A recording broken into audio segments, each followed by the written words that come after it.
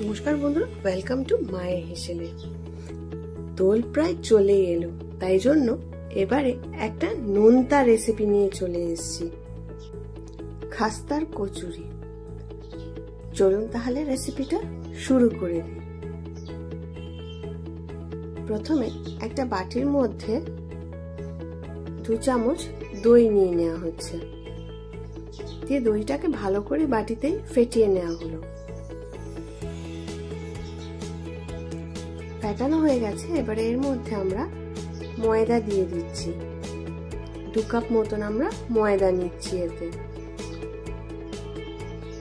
আর নিয়ে নিচ্ছি 1.5 চামচ মতন ঘি।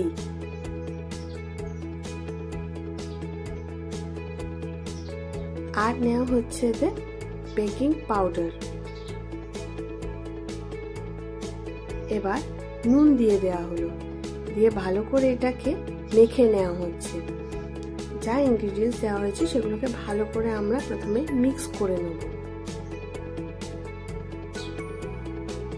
এটা কিন্তু খুব ভালো করে ময়দাটাকে প্রথমে মেখে নিতে হবে, যাতে আমাদের খাস্তাটা খুব ভালো হয়, যাতে মুচমুচে হয়।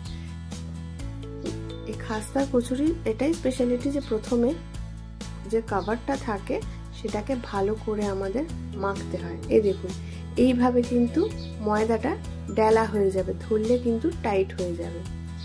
এটা মাখা হয়ে গেছে, এবারে একদম অল্প অল্প জল দিয়ে কিন্তু খুব টাইট করে ময়দাটাকে মাখতে হবে। খুবই অল্প পরিমাণেই জল দেওয়া হচ্ছে এতে মাখার জন্য। আমাদের প্রায় মাখা শেষ হয়ে গেছে, এটা বেশ শক্ত করে মাখা হয়ে গেছে। এবারে লাস্টে একটু তেল বা ঘি হাত দিয়ে ভালো করে এবার এটাকে লাস্টে ঠেসে নেওয়া হচ্ছে।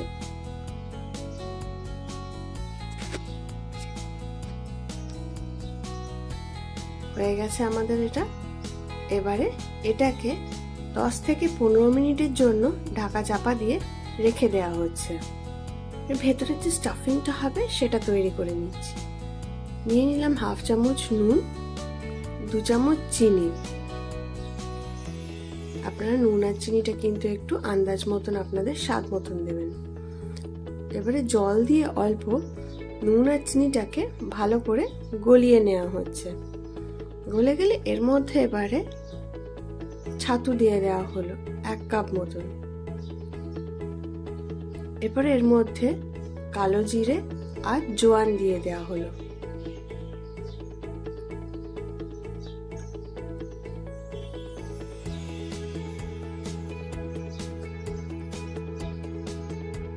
এবারে দেয়া হলো আমচুর পাউডার। এবারে আদা পাউডার 1/2 চামচ মতন, আর দেয়া হলো হিং অল্প একটু। এবারে দেয়া হচ্ছে জিরে লঙ্কা ভাজা মশলা, দিয়ে ভালো করে এটাকে মেখে নেওয়া হচ্ছে। যে ভালো করে এটাকে হাত দিয়ে মেখে নেওয়া হচ্ছে। হাত দিয়ে মাখলে এটা কিন্তু সুবিধে হবে, কারণ জল আছে আর বাকি মশলাগুলো কিন্তু ভালোভাবে মাখা যাবে। এবারে আমরা দিচ্ছি আমাদের ভেজে রাখা মেথি পাতা, তেল দিয়ে ভেজেছিলাম সেই তেলটা আর মেথি পাতাটা দিয়ে দেওয়া হলো, কারণ তেলের মধ্যেও মেথি পাতার বেশ সুন্দর গন্ধ ছিল। আপনারা চাইলে কস্তুরি মেথি পাউডার সেটা আপনারা ব্যবহার করতে পারেন। দিয়ে সেটাকে ভালো করে মিশিয়ে নেওয়া হচ্ছে। মেশানো আমাদের হয়ে গেছে।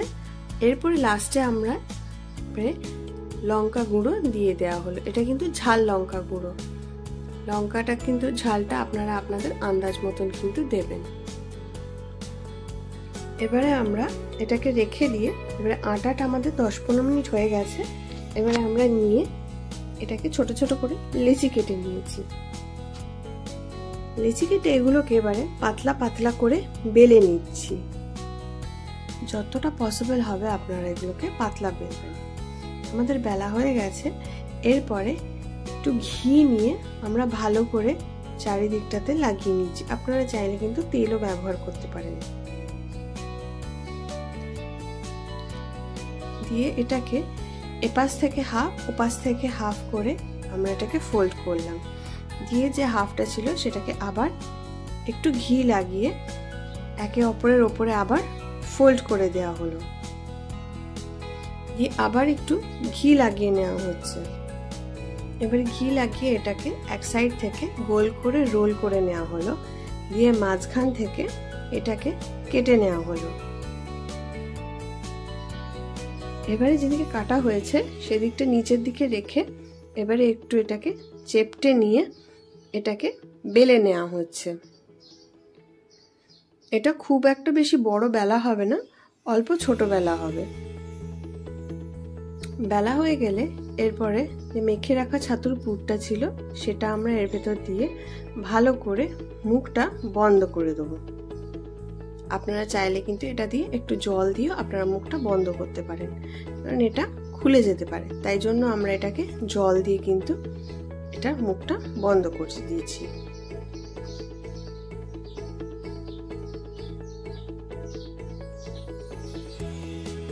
এইভাবে আমরা কিছু বানিয়ে নিয়েছি। আর আমরা কিছু গোল গোল যেরকম খাস্তার কচুরি হয় সেরকম করে প্লেন ছোট্ট ছোট্ট করে আমরা বেলে নিয়েছি, দিয়ে ওর ভেতরে আমরা পুর ঢুকিয়ে যেরকম মুখ বন্ধ করে যখন করা হয় সেই রকম করে আমরা এগুলোকে বানিয়ে নিয়েছি। আলাদা আলাদা ডিজাইনের আমরা খাস্তার কচুরিগুলোকে বানিয়েছি। আপনারা চাইলে আপনারা যেভাবে ইচ্ছে ডিজাইন দিতে পারেন। মোটামুটি আমাদের সব বানানো হয়ে গেছে। এরপরে আমরা একটা কড়াইয়ের মধ্যে ঘি গরম করতে দিয়ে এবারে ওর মধ্যে হালকা করে ছেড়ে দিচ্ছি। ঘিটা কিন্তু খুব একটা বেশি গরম হবে না, জাস্ট আমরা গ্যাসটা অন করে আমরা এটাকে এক এক করে ছেড়ে দিয়েছি। দেখুন ঘিটা কিন্তু একদম বেশি গরম নয়, খুবই অল্প গরম। এটা যে সবকটাই আমরা ছেড়ে দিয়ে এবারে খানিকক্ষণের জন্য রেখে দিয়েছি। দেখুন এগুলো নিজেরাই ফুলে উঠেছে, দিয়ে আস্তে আস্তে এক এক করে আমরা উল্টে পাল্টে দিচ্ছি, লাল লাল করে ভেজে নিচ্ছি। এগুলো কিন্তু সবই লো ফ্লেমে ভাজা হবে, কিন্তু এগুলো হাই ফ্লেমে ভাজা হবে না, তাহলে কিন্তু খুব খাস্তা আর মুচমুচে হবে। লাল লাল করে আমাদের সবকটাই মোটামুটি প্রায় ভাজা হয়ে গেছে। ভাজা হয়ে গেলে এগুলোকে তুলে নিচ্ছি আমরা। আপনারা এগুলো 2-3 দিনের জন্য কৌটোতে রেখেও দিতে পারেন। যদি রেসিপিটা ভালো লেগে থাকে একটা লাইক, শেয়ার আর সাবস্ক্রাইব করে দেবেন। আবার নতুন ভিডিওতে নতুন রেসিপি নিয়ে দেখা হচ্ছে। ভালো থাকবেন, নমস্কার।